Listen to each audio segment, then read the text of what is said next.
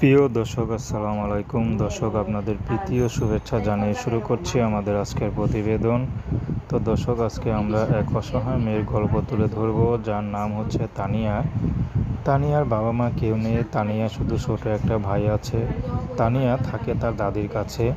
তো তানিয়া আগে একটি পার্লারে কাজ শিখতো। তো বর্তমানে তিনি পার্লারের মোটামুটি কাজ জানে, কিন্তু সেখান থেকে যা পায় তা দিয়ে কোনো মতে চলে। তো তানিয়া এখন ইউটিউবে এসেছে বিয়ে শাদির জন্য, কারণ তানিয়ার বাবা ছিল স্কুল মাস্টার। তো বাবা মা দুজনেই রোড অ্যাক্সিডেন্টে হয়তো মারা যায়।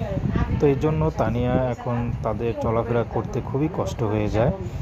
তো এই জন্য তানিয়া একটা পার্লারে কাজ নিয়েছে। তানিয়া চাইলেও পারে না কারো কাছে সহযোগিতা চাইতে। তানিয়া এখন কি করবে, কোথায় যাবে? মেয়ে মানুষ, সুন্দর হয়েও বিপদে। কোথাও কাজে গেলেও মানুষ দেহটাকে ধরতে চায়, শুতে চায়। তো এই জন্য তানিয়া চাচ্ছে বিয়ে শাদী করতে। যদি ভালো একটা জীবনসঙ্গী পায়, সেই মানুষটি যেমনই হোক, তানিয়া বিয়ে শাদী করতে রাজি আছে। তানিয়া কখনো প্রেম ভালোবাসাও করেনি। তানিয়া চাচ্ছে সরাসরি যাকে বিয়ে করবে, তানিয়া তাকেই বিয়ে করবে এবং তার সাথে বিয়ের পর লাগলে প্রেম করবে, কিন্তু স্বামী ছাড়া অন্য কারোর সাথে প্রেম ভালোবাসা করবে না। তো সে যেমনই হোক, বয়স্ক হোক, বিবাহিত হোক, তাতে কোনো সমস্যা নেই, তার দায়িত্ব নিলেই হবে।